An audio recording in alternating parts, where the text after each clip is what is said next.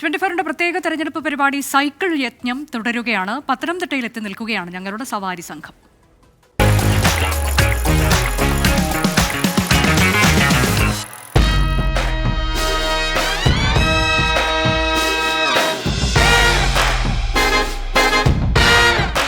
എത്തി നിൽക്കുന്നത് പത്തനംതിട്ട മണ്ഡലത്തിലാണ്.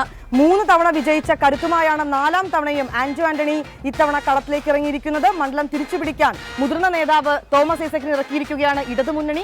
ഒരല്പം വൈകിപ്പോയെങ്കിലും മണ്ഡലത്തിൽ നിറഞ്ഞു നിൽക്കുകയാണ് അനിൽ ആന്റണിയും. അല്ലേ, ഇപ്പൊ നമ്മൾ പത്തനംതിട്ട പ്രൈവറ്റ് ബസ് സ്റ്റാൻഡിലേക്ക് ഒന്ന് പോയി നോക്കാം. ഇവിടുത്തെ ഈ തെരഞ്ഞെടുപ്പിന്റെ ചൂട് എങ്ങനെയുണ്ട്?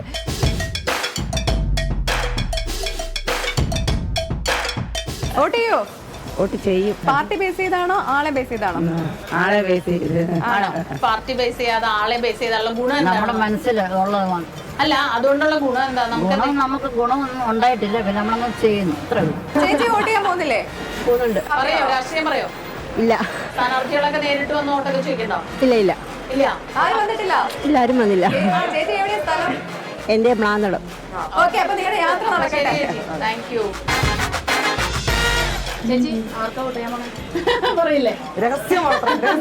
സ്ഥാനാർത്ഥി നോക്കിയിട്ടില്ല. എനിക്ക് ആരും ഉപകാരം ചെയ്യുന്ന അതനുസരിച്ച് ഞാൻ ചെയ്യും വോട്ട്. എന്റെ വോട്ടിന് സ്ഥിരമില്ല. മണ്ഡലത്തിലെ ജയപരാജയങ്ങളെ സ്വാധീനിക്കാൻ കെൽപ്പുള്ള ഒരു വോട്ടുള്ള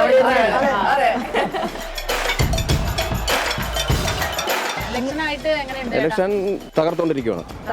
അതെ അതെ. എങ്ങനെയാണ് മണ്ഡലത്തിൽ മൊത്തത്തിലൊരു ഈ പ്രാവശ്യം തോമസ് ഐസക് തന്നെ ജയിക്കുമെന്നുള്ള പ്രതീക്ഷയിലാണ്. അനിലാന്റണിയെ സംബന്ധിച്ച് ഒരു പാർട്ടി മാറ്റമൊക്കെ ഉണ്ടല്ലോ, അതൊക്കെ മണ്ഡലത്തിൽ ചർച്ച വിഷയമാണോ? അത് ഇവിടെ ചർച്ച വിഷയമുണ്ട്. അതൊക്കെ തിരഞ്ഞെടുപ്പ് ഞങ്ങളെ ബാധിക്കത്തില്ല. ഇവിടെ തോമസ് ഐസക് തന്നെ ജയിക്കും, ഉറപ്പാണ്. നല്ലൊരു റോഡാണ് റിംഗ് റോഡ്. ആ പിടിച്ചതാണ് ഈ KKR സാറ് ഉണ്ടാക്കിയ നല്ലൊരു റോഡാണ്. ഇത് മൊത്തം നശിപ്പിച്ചിട്ടിരിക്കും. ഇലക്ഷൻ എന്ന് ആര് ജയിച്ചെന്ന് പറഞ്ഞാൽ അവനവന്റെ വീട് അവന്റെയൊക്കെ വീട്ടുകാർക്ക് കൊള്ളാം. ഒരു നാടിനെന്താ പ്രയോജനം? നാടിനെന്താ പ്രയോജനം? എന്തിനാ വെറുതെ ഞങ്ങളുടെ സമയം കളയുന്നേ? വേണ്ട ആവശ്യമില്ല. വോട്ടൊന്നും ചെയ്യുന്നില്ല. എന്തോ കാര്യത്തിന്? ഈ ആന്റോ ആന്റണി സാറ് തന്നെ 3 പ്രാവശ്യം ജയിച്ചു പോയി. ഞങ്ങൾ ഇതുവരെ കണ്ടിട്ട് പോലില്ല പുള്ളിയെ. വികസനം ഉണ്ടാവണം പത്തനംതിട്ടയില്. അതാ മെയിൻ. മേൽപ്പാലം കൊണ്ട് നേട്ടം. ട്രാഫിക് ജാമും ഒക്കെ മാറണം.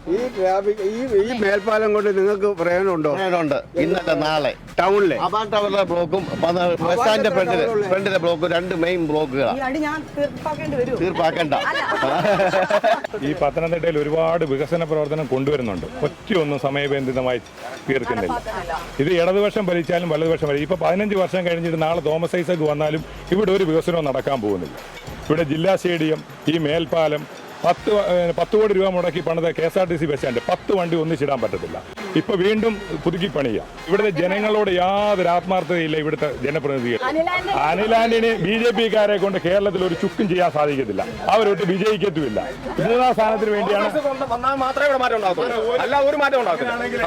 പത്തനംതിട്ട നഗരത്തിലെ ഏറ്റവും അശാസ്ത്രീയമായ ഒരു പദ്ധതിയാണ് ഈ മേൽപ്പാലം. ഈ മേൽപ്പാലം കൊണ്ട് പത്തനംതിട്ടക്കാർക്ക് യാതൊരു ഗുണവുമില്ല. ഇത് ഇവിടെ മന്ത്രിയുടെ സ്വന്തം താല്പര്യത്തിന് 3 വർഷമായിട്ട് കുടിവെള്ളം ഇല്ല ഈ നാട്ടില്. പൈപ്പ് മാറുക, രാവിലെ മാറുന്ന പൈപ്പ് ഉച്ച കഴിഞ്ഞ് പൊട്ടുക. ഈ നഗരത്തില് റോഡുകളൊന്നും ശരിയല്ല.